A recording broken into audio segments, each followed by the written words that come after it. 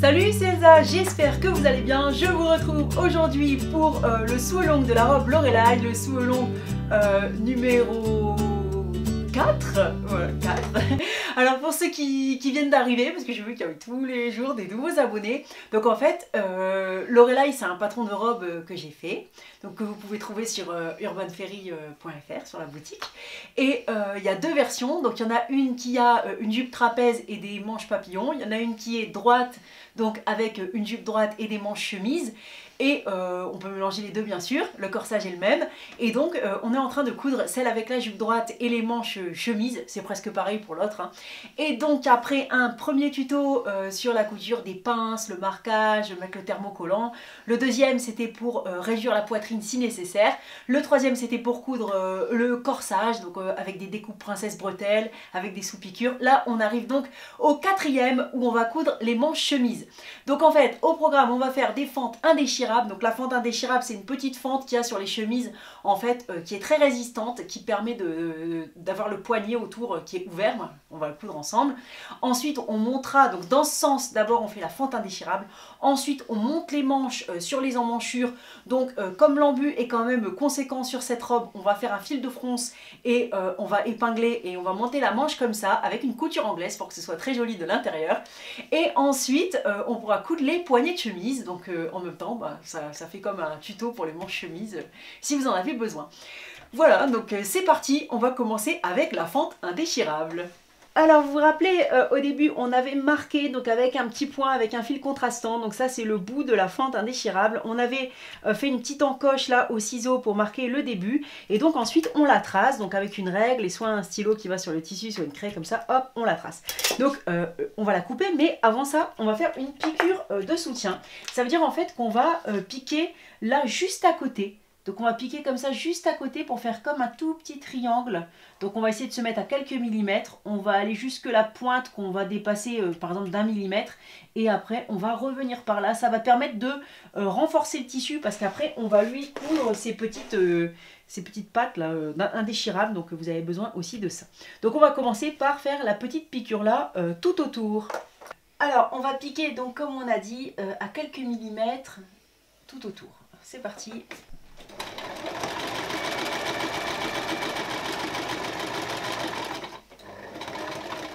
Donc là on se rapproche de la pointe, je vais piquer juste à 1 millimètre après.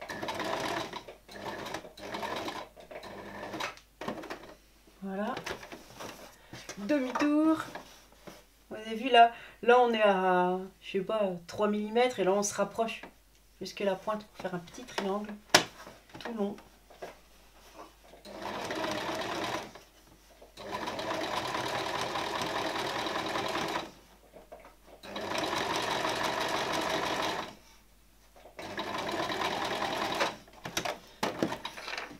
Voilà, pas besoin de faire de point d'arrêt, c'est juste pour renforcer avant de coudre. Donc vous voyez, on a fait comme là un petit triangle comme ça autour. Et on va maintenant couper la fente, donc là où on a tracé. Donc attention, on va pas couper là, on va s'arrêter juste avant les points.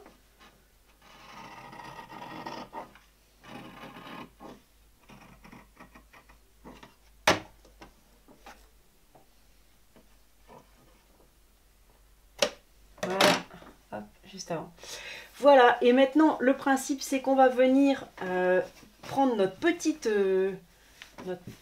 rectangle de tissu. Voilà, déjà on va marquer le milieu. Donc, tout simplement, je vais plier, plier fort, ça suffit pour le marquer, pour ouvrir le milieu. Et donc on va épingler le milieu de notre rectangle sur la longueur, ici, tout pile au bout de ce qu'on a coupé.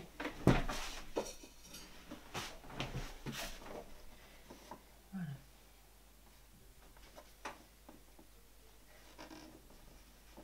Voilà, ici. Alors, ce qu'on va faire, c'est qu'on va... j'ai fait n'importe quoi, il faut la coudre endroit contre endroit. Donc, on va coudre comme ça. Voilà, endroit contre endroit, avec le milieu de notre rectangle au bout de la pointe. Et en fait, il faut la coudre tout du long comme ça. Donc en fait en ouvrant, on fait comme un grand écart comme ça de la fente. Et donc là, je vais mettre une petite pince.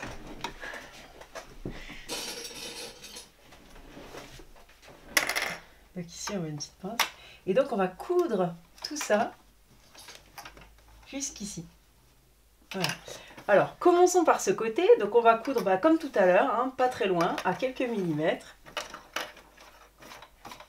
Alors c'est pas simple parce que vous voyez en fait le tissu est comme ça. Donc quand on l'ouvre là, il se crée, il y a plein de tissus en plus.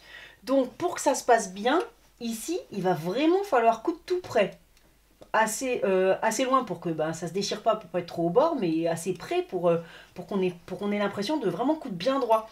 Donc en fait là on va le commencer comme ça à quelques millimètres, exactement comme tout à l'heure en fait.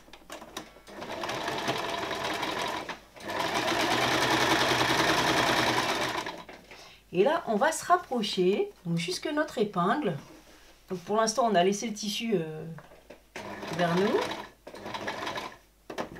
Voilà.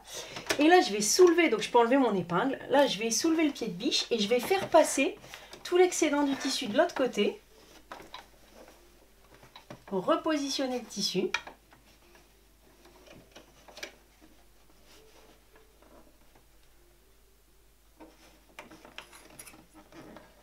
Voilà. Alors, on prend le temps de bien tout positionner, de tout aplatir, de vérifier qu'il ne va pas se former de plis en dessous. Voilà. Et on peut ensuite abaisser le pied de biche et continuer. Voilà, et c'est bon, on a passé le coin. C'est l'endroit délicat. Et on continue comme ça, à quelques millimètres.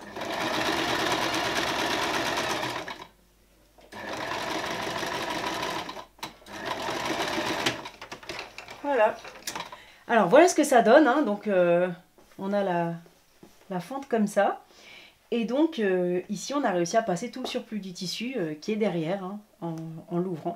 Donc là on repasse pour bien, là j'ai déjà repassé, pour repasser les marges de couture de ce côté. Et on va faire un double repli. Donc un premier comme ça, à peu près jusqu'au bord, à peu près 1 cm. Et ensuite un deuxième de 1 cm pour que la pliure là, le double repli, on doit juste avoir le bord de la pliure à peine après, vraiment à peine après la couture. On va repiquer dans la couture après, comme ça. Voilà. Donc là on a la couture, on le pose vraiment genre 1 mm après. Voilà. Je vais l'épingler aussi de ce côté, donc pour ça il faut le faire au fer, moi je l'ai déjà repassé. Donc ici. Et j'en place aussi un au milieu.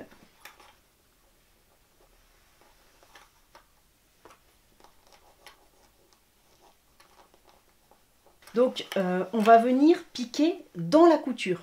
Donc si on pique dans la couture, on va, comme de l'autre côté on l'a fait à peine dépasser, ça va prendre cette épaisseur aussi. Donc il faut être aussi précis ici. Et donc je sors à nouveau une arme fatale, c'est la boîte de pied de biche. Et donc en fait là il y a Edge Joining Foot. Donc il permet de, en fait par un zigzag, le Edge Joining Foot il permet de mettre 2 épaisseurs ensemble, de joindre 2 épaisseurs. Mais donc il peut servir aussi, on peut se servir de son petit guide du milieu pour qu'il soit pile dans la couture et pour piquer pile dans une couture qu'on a déjà faite. Donc moi ça me sert à ça. Donc en fait c'est ce pied là, il est là, voilà.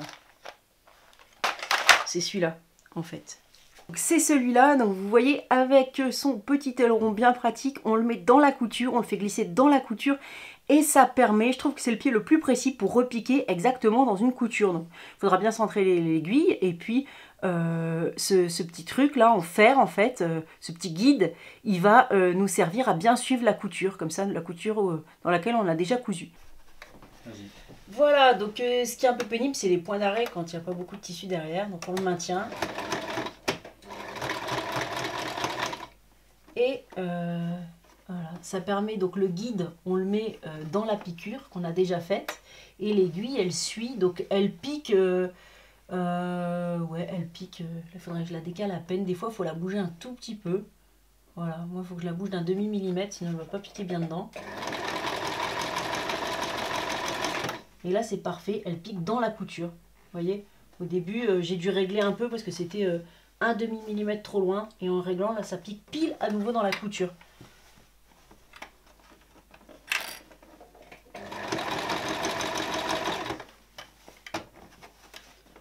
Alors on prend son temps pour passer le coin parce qu'il y a plein d'épaisseur à passer.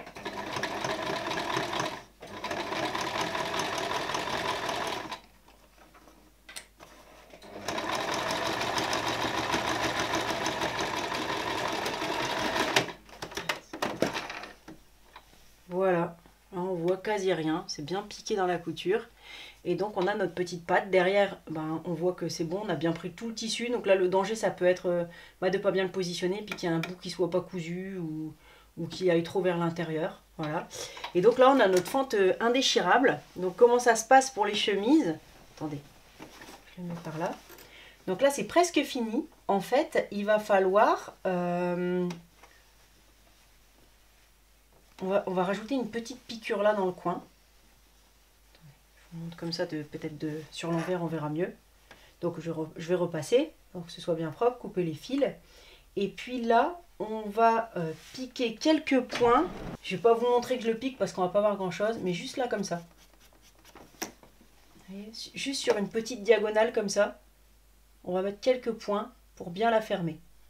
Voilà, donc ça peut se faire à la machine ou ça peut se faire à la main. Donc il faut changer de pied de biche.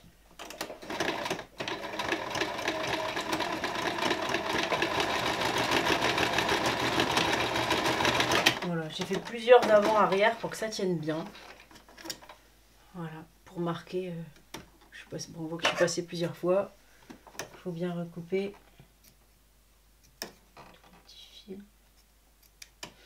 Voilà, pour là, bien marquer le coin comme ça. Voilà, donc là, on a notre petite fente indéchirable. Donc maintenant, il reste juste une chose, c'est à la positionner. Il y a un bord qui va rester ouvert comme ça et un bord qui va être replié. Donc on le plie sur lui-même comme ça. Si on ferme comme ça, c'est bien joli. Ça fait bien la fente. Et puis là, autour, on va monter le poignet après. Alors, comment on sait quel bord on laisse ouvert, quel bord on replie sur lui-même? On laisse ouvert le bord qui est le plus près de la couture de la manche. Donc vous voyez là la fente, il y a un petit bout là, un grand bout là. Du côté du petit bout, c'est là où on laisse ouvert. Donc moi j'aime bien mettre des clips pour bien m'en rappeler. Et je vais faire des petits points de bâti pour de l'autre côté. Et là on va replier. Donc on le replie comme ça sur l'envers. Je vais mettre un clip là. Voilà. Et donc là je vais faire quelques points à la machine. Comme ça, quand on montera le poignet, on ne se posera plus la question. Il y a un bord qui est ouvert, un bord qui est replié. Et donc pour l'autre manche, c'est symétrique et c'est toujours celui qu'on laisse ouvert, c'est celui qui est du petit côté, celui qui est le plus près de la couture de la manche. Voilà, donc maintenant la fente indéchirable, elle est réalisée. Donc on va monter les manches sur les têtes de manches.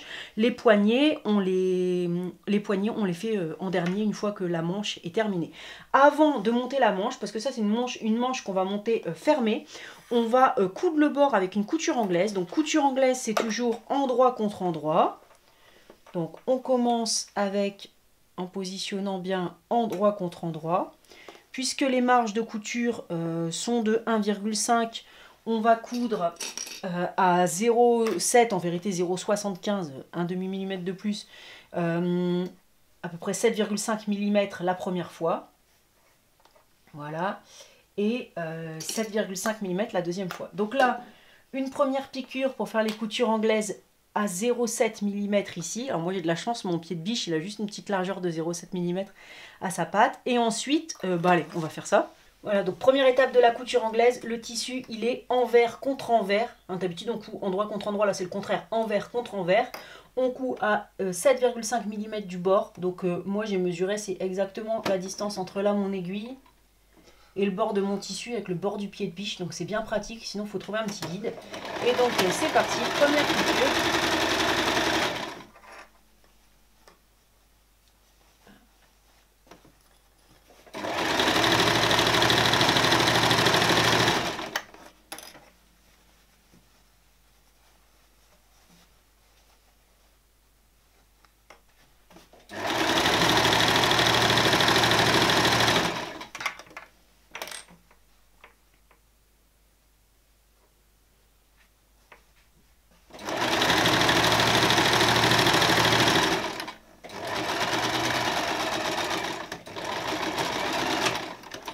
Voilà, première étape réalisée. Donc là, on va recouper la marge de couture. Donc on recoupe la marge de couture de moitié. Voilà.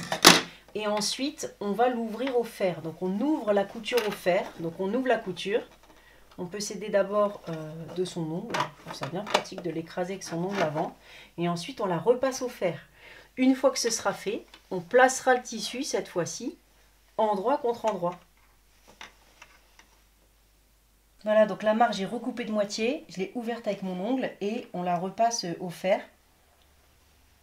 Et ça va aider à avoir une couture anglaise bien nette, qu'elle soit bien ouverte. Et après, on met la manche donc dans l'autre sens pour avoir l'envers au-dessus. Et on doit bien marquer la couture. Donc il faut bien plier. Donc pareil, on peut faire ça avec son ongle pour avoir la couture pile comme ça au sommet.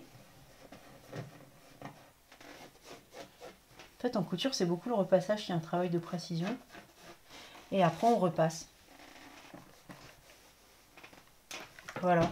Donc, comme ça, on aura bien aplati. Et cette fois, on va pouvoir coudre endroit contre endroit, toujours à 7,5 mm ici. Donc, cette fois-ci, endroit contre endroit, hein, dernière couture.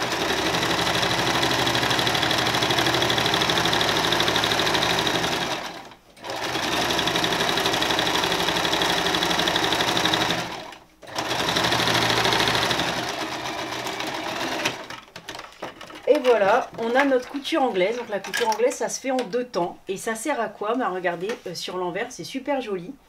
Donc sur l'endroit, bah, c'est normal, hein, c'est juste cousu, quoi. C'est cousu. Et sur l'envers, la marge de couture, elle est emprisonnée, elle est prise en sandwich. Donc du coup, on voit pas de bord en fait. Voilà, c'est tout joli. On va maintenant devoir coudre les manches au corsage. Donc pour ça, en fait, on va faire un fil de fronce. Alors, j'avais montré une autre méthode avec la blouse Mélusine, la méthode où on passe la main comme ça. Cette méthode, je la préfère nettement parce que j'aime pas du tout mettre des fils de fronce pour monter les manches. Mais en fait, elle va que jusque 1,5 cm d'embu à peu près. Après, il vaut mieux quand même faire des fils de fronce. Donc là, il y a une grande marge de 1,5. Donc bon, à l'intérieur de la marge de couture, on va tracer 2 fils de fronce l'un à côté de l'autre. Donc tout près comme ça. Donc, puisqu'on veut froncer, on détend la tension du point. On la met légère, quoi. Par exemple à, je sais pas, 1 ou 2, ça dépend des machines.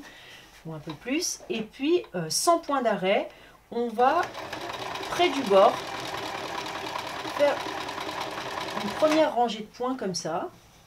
Voilà. Et après, une deuxième à quelques millimètres. Donc, on fait d'où à où on va? Bah, entre les repères. Donc là, il y a un repère, une encoche, qui signale que c'est le devant. Devant, il y a une encoche. Enfin, c'est comme ça la plupart du temps sur les patrons. Là, c'est comme ça sur celui-là. Donc, une encoche devant, 2 encoches derrière. Et on va froncer entre les encoches.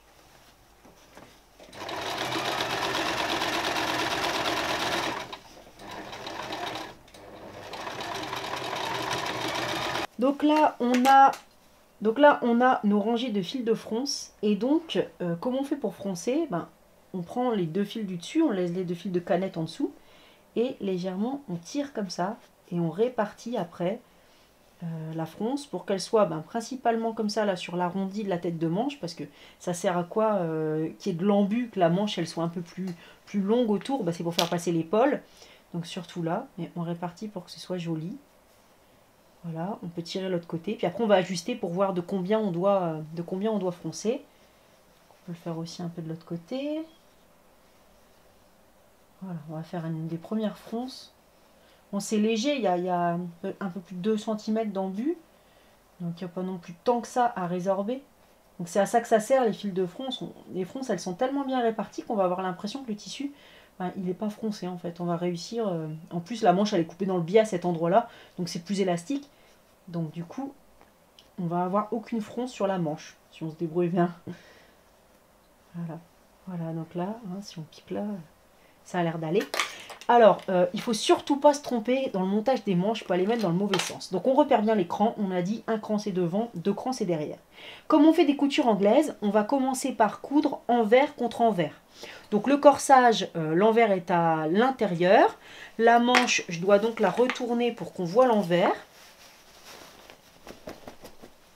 Voilà. Et je vais regarder de quel côté je dois la positionner. Donc là j'ai un cran, c'est devant. La mettre comme ça. Donc, un cran, c'est devant. Donc, ça va bien être ici. Un cran sur le devant au-dessus, 2 crans derrière. Donc, je passe la manche comme ça dans l'emmanchure. Et on va épingler. Et après, on va ajuster éventuellement les fronces pour que ça se passe bien. Donc, ça prend un peu de temps. Donc, comment on fait pour épingler la manche? Une fois qu'on s'est rendu compte qu'on est bien envers contre envers, comme on fait des coutures anglaises, et qu'on a bien une encoche de la manche contre le devant. De toute façon, si les encoches ne coïncident pas, c'est qu'il y a un problème. Donc là, on va aligner les coutures de dessous de bras. Voilà, on épingle une première fois ici. Ensuite, on va aligner les crans de montage de l'avant de la manche. Donc là, on a un cran pour le devant contre un cran sur la manche. Alors ici, ce ne sera pas dur à coudre, ça fait la même distance, donc il n'y aura pas de problème. Voilà. On fait pareil sur l'arrière. Donc sur l'arrière, on a 2 crans. Donc 2 crans du corsage avec 2 crans de la manche. Je mets les fils de front sur le côté, comme ça si on a besoin de froncer un peu plus après. Voilà. Et il reste une épingle à mettre au minimum. Donc il y a le sommet de la manche qui est marqué aussi par un cran. On le met à la couture d'épaule. Donc on fait bien coïncider ça. Voilà. Et maintenant, on va regarder. Bon, regardez, on a même carrément trop froncé. Donc on va défroncer un petit peu. On va détendre le tissu jusqu'à ce que on ait exactement la même distance. Et jusqu'à ce que les fronces soient répartis. Alors plus vous serez patient dans ce travail de préparation de la manche, plus ce sera précis. Et là, ça peut valoir le coup de rajouter des clips ou des épingles en plus pour bien positionner la manche d'avance. Ici, voilà. Et ici, on va regarder. Par contre, ici, c'est pas assez froncé. Donc là,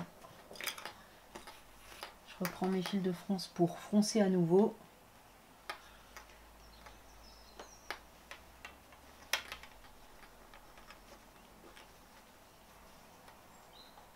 Des fois, il y a des gens qui râlent parce qu'il y a de l'embu dans les patrons, mais c'est obligé, c'est pour mettre l'épaule. Alors après, des fois, ça va, 1 cm, ça suffit pour passer l'épaule, mais ça peut être joli sur une robe d'avoir un petit peu plus d'embu pour avoir un bel arrondi en fait. Ça fait un bel arrondi pour l'épaule, moi je trouve ça joli. Après, ouais, c'est un peu plus dur à coudre, c'est sûr. Voilà, donc là c'est bien épinglé, on n'a plus qu'à faire, donc pareil, les coutures anglaises, donc 0,7 cm. Je vais mettre la manche au-dessus pour bien contrôler et vérifier que mes fronces, elles partent pas trop d'un coup, vérifier que c'est régulier. Et puis ensuite, comme pour la couture du côté de manche, on recoupe le surplus, on ouvre les coutures et on recoud endroit contre endroit. Voilà, donc si vos fronces sont bien réparties, normalement vous allez réussir à ce que pour la première piqûre, le tissu soit pas froncé, quasi pas froncé. Ce qui est bien avec la couture anglaise, c'est que comme on recoud une deuxième fois après endroit contre endroit, si jamais il y a un endroit où il y a eu une petite fronce qui est restée, on peut réussir à l'aplanir à la deuxième étape. Donc c'est parti, donc on va coudre, moi je commence là, un premier cran là où c'est droit, donc toute cette partie c'est droit jusqu'au dessous de manche, ensuite c'est droit jusqu'au deuxième cran, et puis après on fait attention à la fronce pour terminer l'arrondi.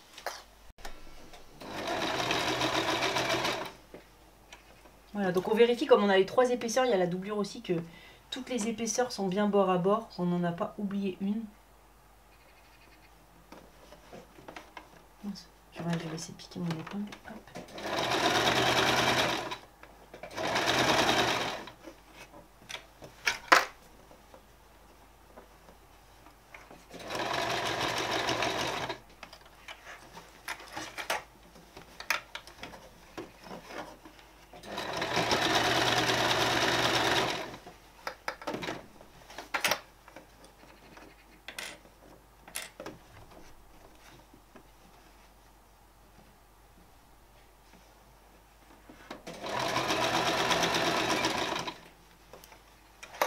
Et c'est là qu'on commence à faire passer ces fronces justement.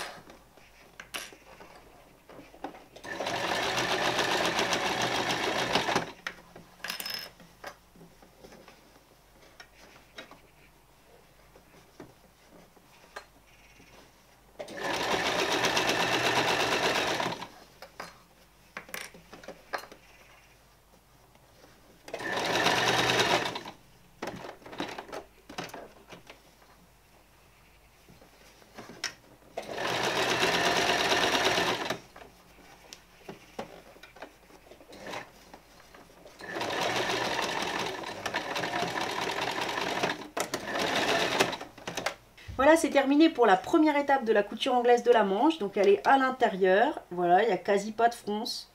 On va réussir à résorber à la deuxième étape, si encore à peine. Et donc là, on recoupe le surplus. Et ensuite, on va bien repasser au fer pour bien marquer l'arrondi de la tête de manche. Et pour cette fois, positionner comme ça, endroit contre endroit. Et on repassera, donc endroit contre endroit. Donc il faut bien repasser au fer. Là, donc la manche, cette fois, voilà, on la met à nouveau à l'intérieur. Il faut d'abord recouper. Et ensuite, ici, on repasse pour avoir le tissu de la manche endroit contre endroit. Et on recoue à nouveau à 7,5 mm tout le tour. Voilà, dernière étape de la couture anglaise de la manche. Donc cette fois-ci, endroit contre endroit. J'ai bien repassé, la manche est bien formée. Et on commence par un petit point d'arrêt et on va coudre tout autour.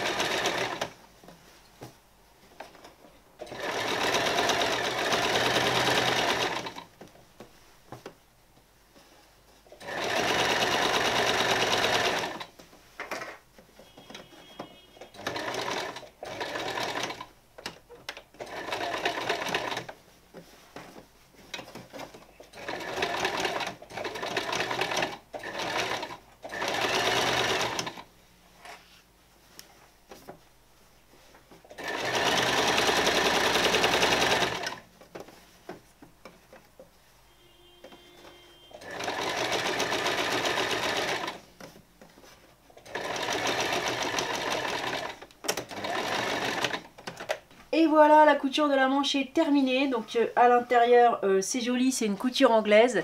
Et à l'extérieur, bah voilà, c'était un peu chaud, mais on a réussi à ce qu'il n'y ait pas de fronce. Voilà, donc en repassant, ça va être bon. Là, le tissu n'est pas froncé.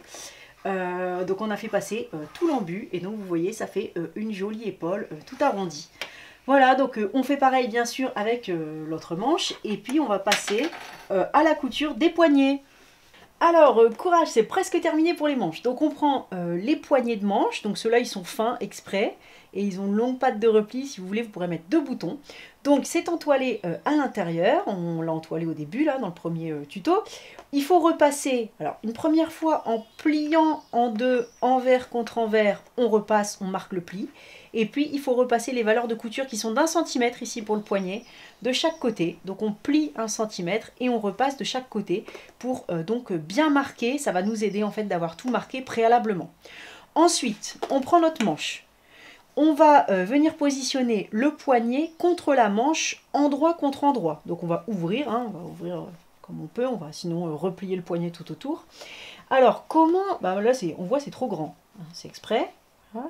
Si on fait le tour, Donc il y a ce côté-là qu'on a marqué avec un petit point pour montrer que c'est ce côté qui va être fermé, hein, c'est là que ça nous aide bien. Et donc quand on constate que le poignet est plus long que la manche, c'est exprès pour le petit repli, donc avec les boutons. Donc en fait, on va dépasser du côté où il y a la couture. Donc vous voyez, il y a un petit côté comme tout à l'heure. C'est de ce côté que ça va dépasser le plus. De l'autre côté, on va juste dépasser d'1 centimètre. Donc là, on dépasse d'1 centimètre. Donc si on veut, on le mesure. Ouais, j'ai le compas dans l'œil.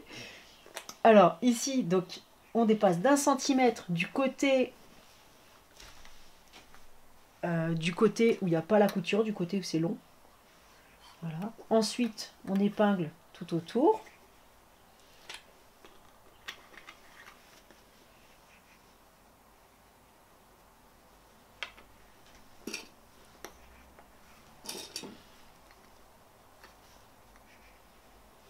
Et de l'autre côté, on laisse le surplus. Voilà, c'est normal, ça dépasse.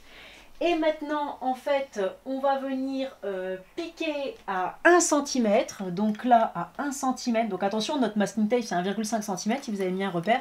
Donc cette fois-ci, on coud à 1 cm, comme ça, tout le long, pour fixer la manche au poignet de manche.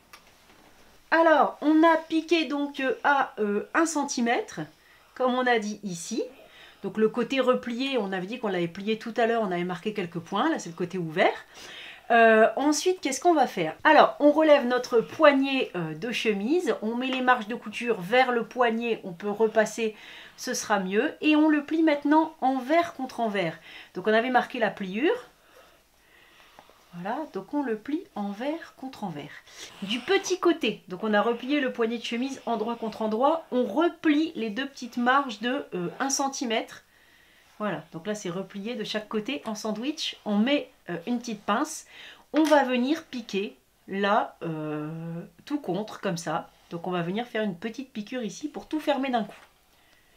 Du plus long côté, c'est différent. Donc ça c'est le long côté. On plie aussi endroit contre endroit le poignet de chemise, mais cette fois on ouvre les marges de 1 cm. D'accord? On peut épingler aussi. Et donc de l'autre côté, qu'est-ce qu'on va venir faire? On va venir piquer à 1 cm ici, jusqu'au coin et jusqu'au poignet. Voilà, donc je vais vous montrer cette étape à la machine à coudre et c'est quasi fini. Voilà, donc là ici c'est le petit côté. On a donc 4 épaisseurs en sandwich ici. Et on va venir piquer là, tout contre.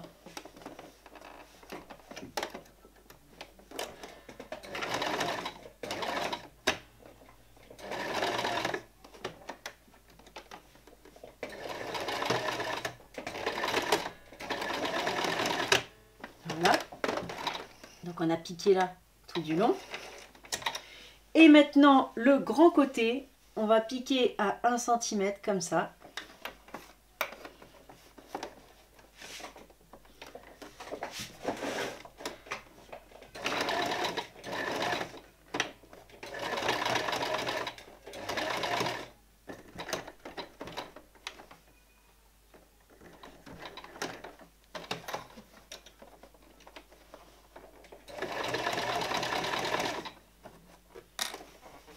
Jusqu'au bord, donc juste on doit arriver juste au coin là en fait, hein, là où il y a l'épaisseur de tissu.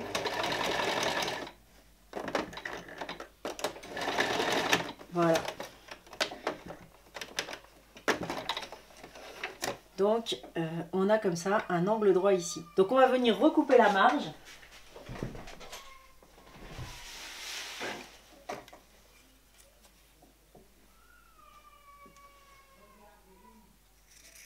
Voilà, on coupe le coin. On recoupe aussi la marge ici.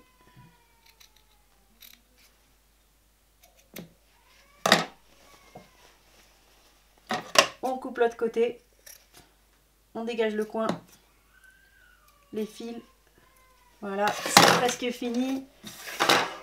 On retourne. On va avoir besoin d'un objet fin pour retourner cette partie à l'intérieur. C'est presque fini.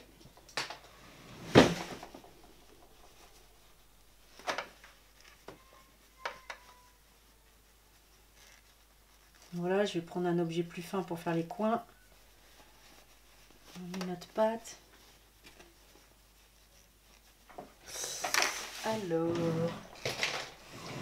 ça peut-être.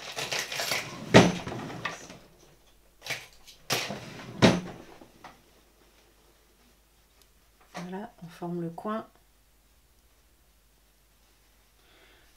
On met les marges dedans. Comme ça, on épingle.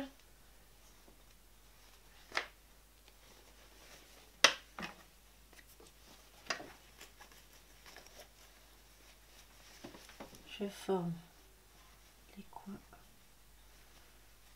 Voilà.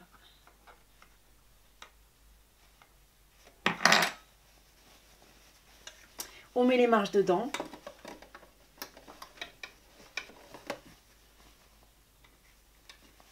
Voilà, regardez, c'est nickel propre. C'est cool. Hop.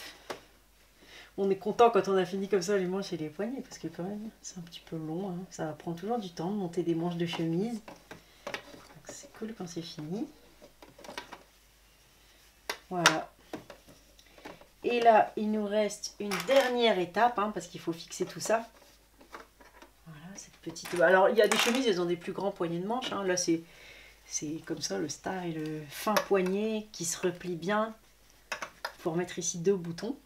Et donc, en fait, il reste une piqûre à faire ici. Voilà. Donc là, on l'a placé pour qu'il dépasse à peine. Et donc là, il y a 2 options. Soit on pique dans la couture, comme tout à l'heure, avec le pied pour piquer dans la couture. Et il faut que le petit repli dépasse à peine pour être sûr de le prendre derrière. Soit on effectue une surpiqûre à 1 mm du bord sur le poignet. Bon là je crois que je vais faire ça. Et ça prendra aussi l'épaisseur.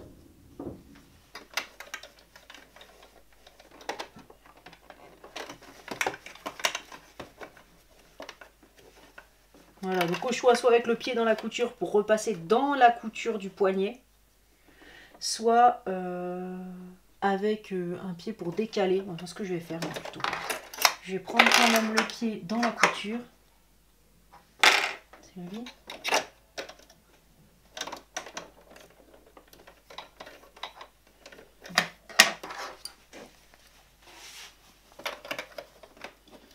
Et donc ce pied là, piqué dans la couture, il peut aussi permettre, en décalant l'aiguille à droite ou à gauche, de piquer à 1 mm ou quelque chose comme ça si vous voulez une surpiqûre super précise. Regardez, je vous montre, ça peut servir pour autre chose.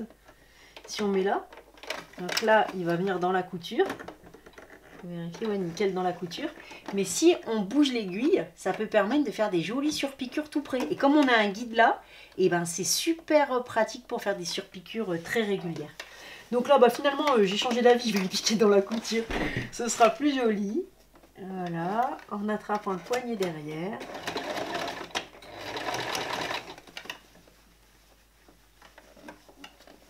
Hop.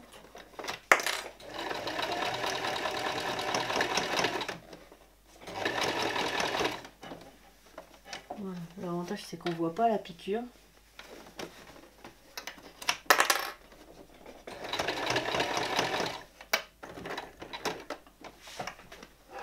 Vérifie. C'est bien, il est bien pris.